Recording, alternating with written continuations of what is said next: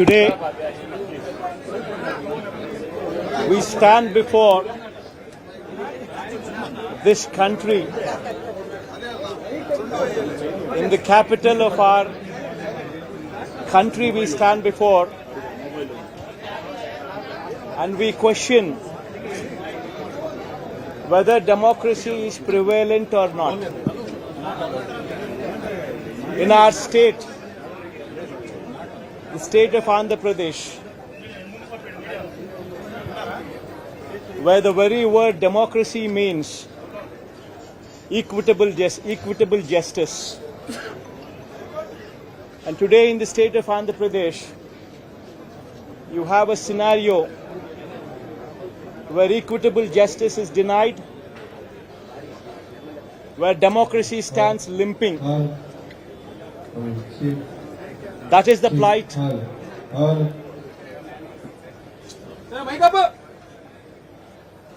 That is the plight of affairs in Andhra Pradesh. You have a government in place where within 45 days of coming into power, you have a situation where more than 30 people have been murdered, where you have more than 300 people on whom you have assaults taken place, which led to attempt of murder,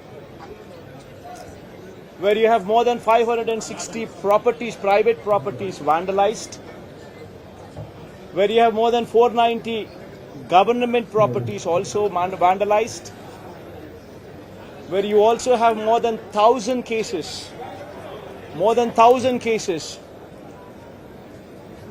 where you have a situation of assaults taking place, private properties destroyed, people walking into the houses, destroying the properties within,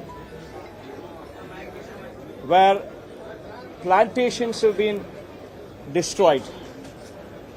That is the plight of affairs in Andhra Pradesh. In fact, you have people like Chandrababu Naidu's son, Nara Lokesh, displaying a red book, where he displaying a red book is actually captured in the form of hoardings and displayed all over the state. And the contents in this red book are a list of officials, a list of politicians on whom they intend to take action, on whom they intend to assault. And this kind of hoardings, starting off with Chandrababu Naidu's son, blatantly being displayed all over the state in Andhra Pradesh, where you have a situation where you're giving instructions to the police that our people would vandalize, our people would kill, our people would assault, and there should be no action taken on them. When you have somebody like Nara Lokesh, Chandrababu Naidu's sons, holding this red book, and this red book being captured in the form of hoardings. Now think about what kind of message it is sending. Now he starts off with a red book at the state level. You have a similar kind of red books being displayed and vengeance being taken at everybody from the grassroots level, at the village level. Now this is the plight of affairs. Now I'd like to question one thing. Today they are in power, tomorrow we could come into power. Yesterday we were in power. But when we were in power, we had never propagated such kind of behavior. We have never encouraged people to take vengeance like this. We have never encouraged assaults. We have never encouraged private property being vandalized. We've never encouraged government property to be vandalized. We've never encouraged killings. But today the situation is different in Andhra Pradesh. Now, if we don't question this, being part of democracy, then can you imagine the plight of democracy going forward if this were to be encouraged? I urge the entire media, the national media especially, I also urge various parties who actually constitute democracy to have a look at these photographs what are displayed, to have a look at the video clippings which are being displayed. Have a look at them and then ask yourself, is this what we want from democracy? You have various photographs what are being displayed where in broad daylight people are being hacked to death. Where you have photographs and video clippings displayed where you would find a corporator running for his life stabbed multiple times. Where you would have various photographs and video clippings displayed where you would have an MP, a member of parliament, touring his own constituency, visits a house of another MP who's also stationed in the same constituency, his house being geared out, stones pelted, his cars demolished, his cars being burnt. These kind of video clippings and these kind of photographs are also being displayed. You would find various photographs where such ghastly incidents take place and where cops are mute spectators.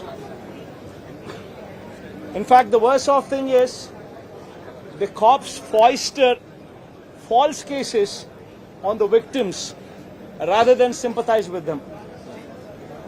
This is the plight of democracy.